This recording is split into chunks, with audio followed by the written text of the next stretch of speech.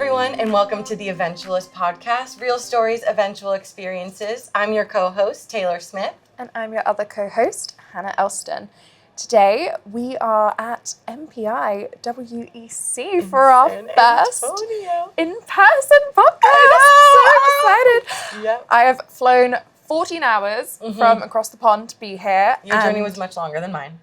Yeah, just a tad. Just a little bit. But I also got a lot more sleep than you did. You did. So these things do weigh out. But Taylor, I'm so excited for us to be here in San Antonio together. I'm so excited too to do a live Eventualist podcast recording. I think is a dream for both of us, one that we will always fight to bring to life at conferences like MPI. And I'm very excited today because our podcast will come to life even more through MPI thanks to our incredible guest this afternoon.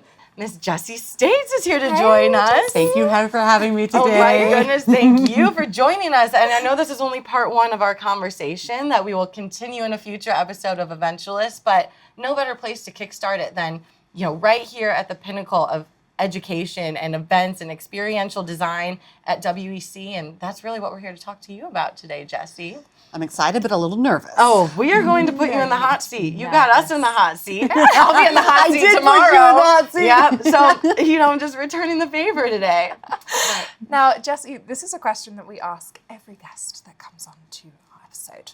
Can you identify an experience or a time where you have considered yourself an eventualist? Are you an eventualist now? Tell us more. I think that probably early in my career I very much was.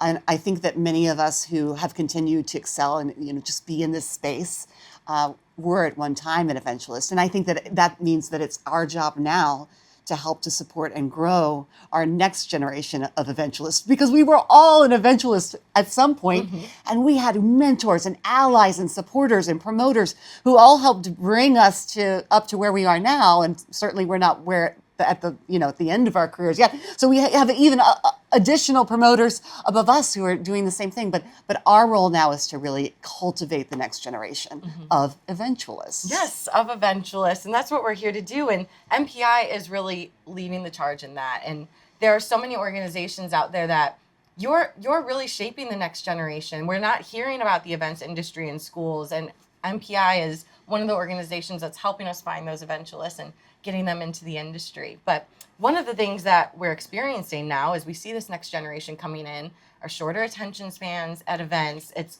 an average of 8 seconds to capture Gen Z's attention, and they will swipe right past you or pick up their phone and look at something else. Social media is a big player in how we design and experience education now. So kind of considering Gen Z's attention, how do you think event organizers should adapt to the reality that audiences consume information differently now, and how is that shaping event education?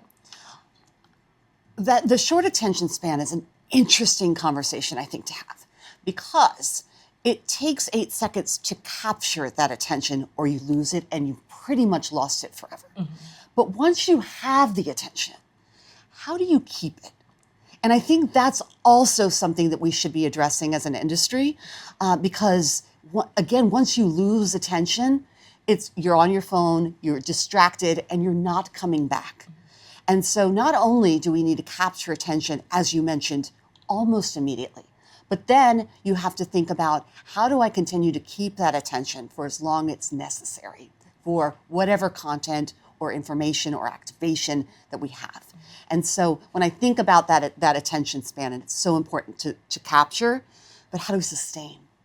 And sustain it in a sustainable way, so that it's not overtiring. It doesn't wear everyone out, and they have time to breathe afterwards and understand what they learn.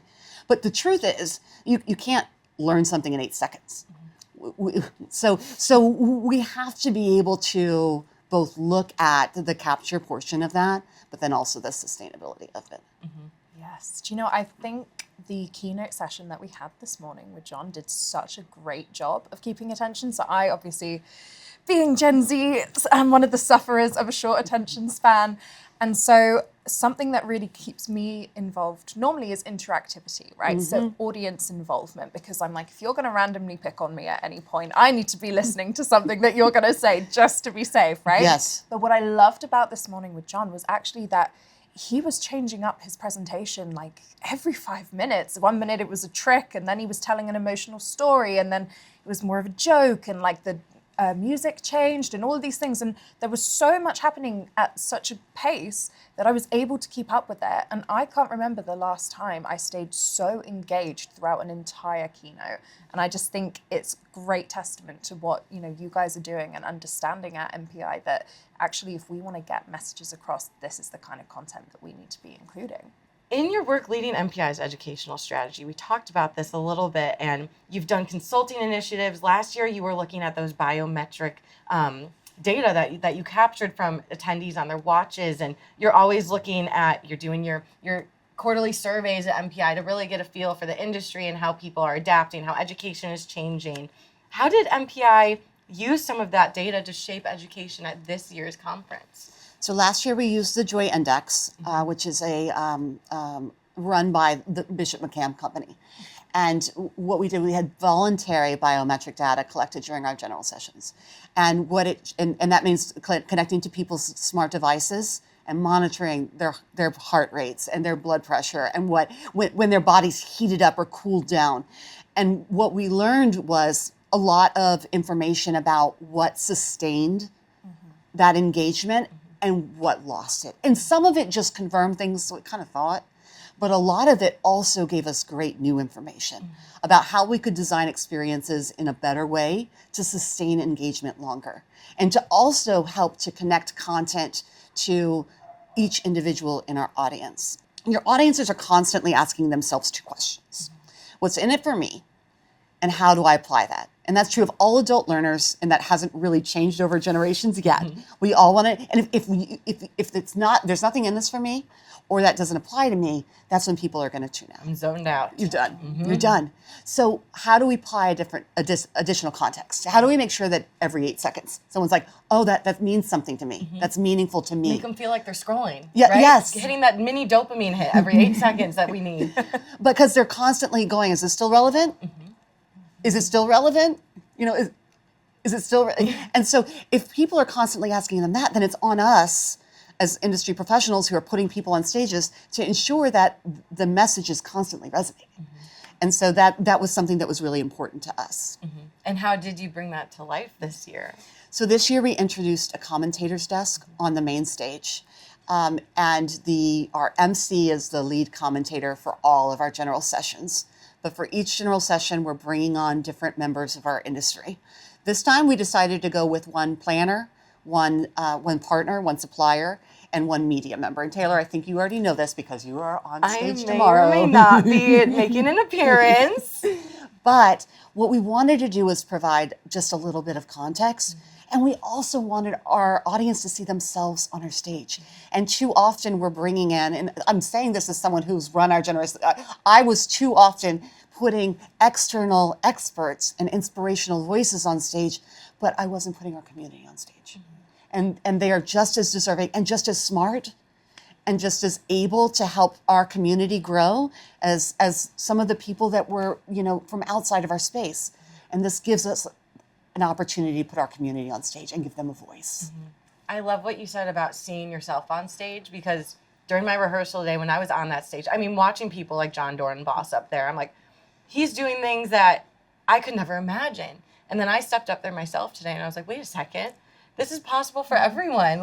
And you guys are making this possible. And I've never connected more to a conference than I am this time because I'm so involved in it and included in the discussion. So thank you for keeping us in mind. Not only are we balancing the planner, the supplier, the media member, but we also want to balance demographics.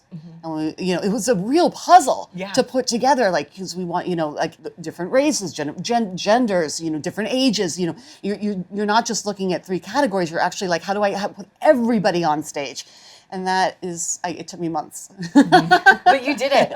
You figured it out. Claps for Jessie. Yes, claps for Jessie. Yeah, no. Representation is so important, and you absolutely smashed it this year. So congratulations. Speaking of that, you have been leading MPI's educational strategy for a while now.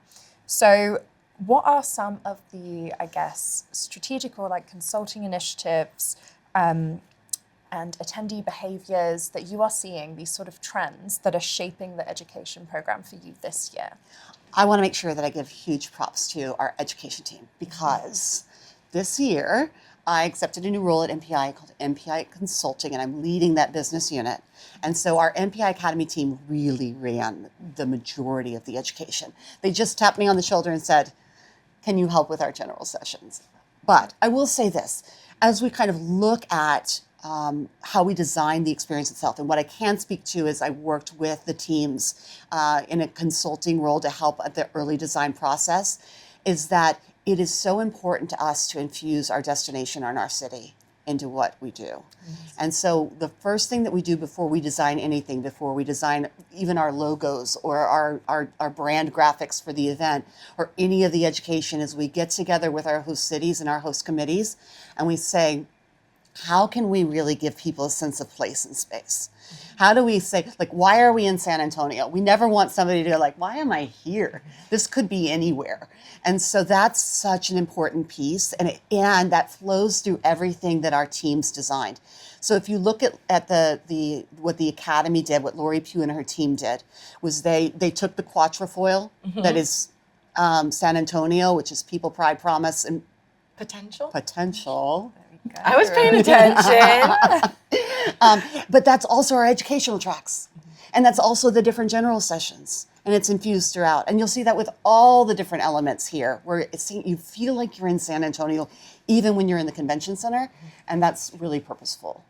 I was talking to a planner who was on site earlier today, and she told me that she has never been to a conference where she actually got to get outside and experience the destination, and that MPI is pushing that on them. They're like, get out of the convention center. The convention center is beautiful. We love it here. But get out and go see the rest of the city. And I will say, like, down to the graphics that you guys designed and how it was very cool on stage today. It was in a fountain and the WC logo showed up, right? It really does encapsulate not just what our industry is about, but what the destination has to offer our industry. And so I love that MPI does that. I commend you guys, because there are so many conferences where I'm like, I've been in this ballroom all day. I didn't even get to see where I was, and I was on a flight forever, and I didn't even get out of this ballroom. So very grateful that I get to do that here. Were you able to go on any of the learning journeys?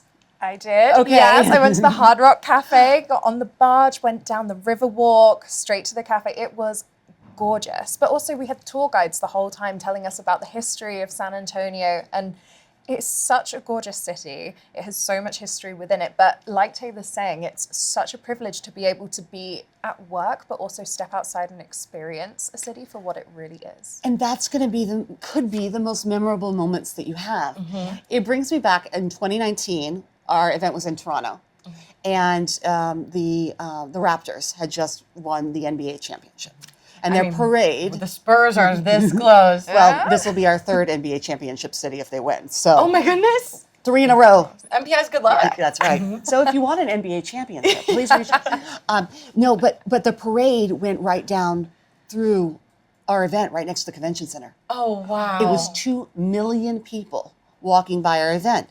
And we were all like, oh no, people are going to leave. They're not going to come to our education sessions. And I was like, they shouldn't. They should go to the parade. It's one of the biggest events that's happening in the city right now. They should go out and experience that while they're here. And I think that's really resonated and continued now. And now we're doing it more mindfully and intentionally, because we're not always going to have a huge parade outside of our front door. But those are the moments that people remember. Those are the moments that matter, is those shared experiences with that excitement and that and being in the city. What do you think are some of the biggest mistakes that planners make when they are planning events like this, or planning education, or just, organizing and doing what they do? With event education specifically. Thank you. Yes. I'm not going to talk about our logistical teams. No, it's okay. No, I think that no, it's not listening. It's just making sure that you know who's coming and what they want. And not only what they want, but also what they need. Because sometimes those are two different things, and often they're not the same thing. So for example, maybe between what people want and what they like too. We have to know what they want, what they like, and what they need. What people want and what they like are two different things too. I would like to have a delicious cookie today. But I would also like or want to lose a little weight, right? So how do we take these dichotomous ideas of what people want and like and really reframe that? And if we can resolve those challenges and find the mix between the two and give people that, I think that that's a powerful place to be. Gosh, there's so much power there in what you said, and something I actually learned in my learning journey today was also about how our audience is now uniquely 4 generations we're spanning. We have baby boomers, Gen X, millennials, and Gen Z all in one room. And I know we've spoken about attention span, but you're factoring in all of these elements about what someone needs and wants and all of this. How do you also cater to each generation in doing that? You have to involve them in the planning process. We talk about this a lot, I think, and we just did some research with ASAE around neuroinclusion. And one of the big things that came out of it was nothing about us without us. Nothing about us without us. And that is really saying, like, you should include everyone in these conversations. If we're designing education, we shouldn't just be a bunch of Gen Xers designing education for Gen Z. Gen Z, we can't be designing education for those who are, boomers or, so nothing about us without us. Bring everybody to the table and make sure that you're including everyone in the conversations and then design the experiences that are meaningful and matter. I need that statement framed. Make Not it a about sticker. us without us. Yeah. Yes, Make it a another sticker. Because in our first episode, I'm sure you might remember, I said, one of the reasons we wanted to create this podcast is because it's time to stop talking about Gen Z and start hearing from them, not about us without us. That is absolutely brilliant. It's like what Eventualists are all about, almost. Yeah, exactly. Jesse, you run with what we stand for. Thank you. So I also wanted to ask, this is a good question. What separates an educational session that attendees genuinely remember from one that they forget the second they walk out the door? What's the key thing that makes people remember these experiences? A couple of things. In the space, you have to give people enough time to reflect and think about how what they're learning or what they have learned or what they want to learn can then apply to who they are and what they do. Both of those things. They'll remember those things. And then you have to make sure that they have ample ways in which to apply that to what they do. And not just in a long-term way, but also in kind of a, like short-term, give them easy, quick things that they could do tomorrow.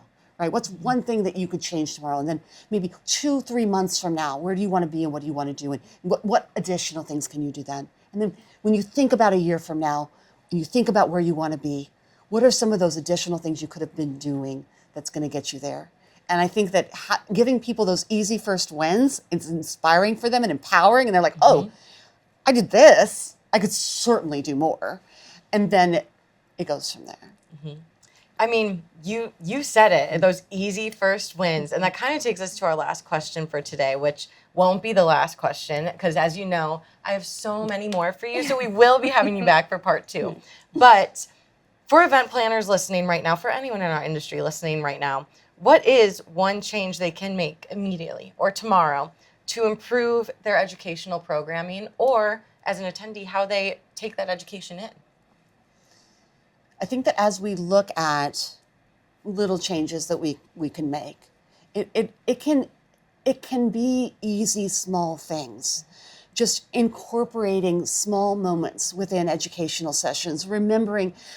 We created a couple of years ago, we created this kind of speaker guide for our speakers, because in the association space, a lot of your speakers are your subject matter experts. They're not necessarily adult learning experts. They're not learning design experts. So we wanted to give them the ways in which they could infuse small meditation moments or reflection moments or small moments where they were able to incorporate different things that would help people remember better. And some of those were really easy. They were like, ask people to draw a picture with their left hand. Doing something that was slightly different. What you just learned, like do a pictorial, but do it with the left instead of the right. And that activates a different part of the brain. Or write a haiku about what you just learned. And just kind of like putting some of these like intentional design elements into their sessions could help people remember things better, because it wasn't just activating one portion of their brain, they were activating like multiple parts of their brain, and that enhances the memory of what they were learning. Many micro moments. Yes, micro moments, a lot of them. A lot of mini micro moments. Yes. Okay, that is my takeaway. I'm going to put some micro moments in my day today to make sure that everything I attend after this sticks with me forever. I'm going to write a haiku about this podcast. As we should. When you post it as a haiku. Absolutely. On your LinkedIn, just a little haiku. But Jessie, thank you for joining us today. As we said, this was just the beginning of our conversation here on the Eventualists podcast. And signing off, I'm your co-host, Taylor Smith. And Hannah Elston. Thank you all for listening. This is great. Thank you so much. Thank you. Jessie. Thank you.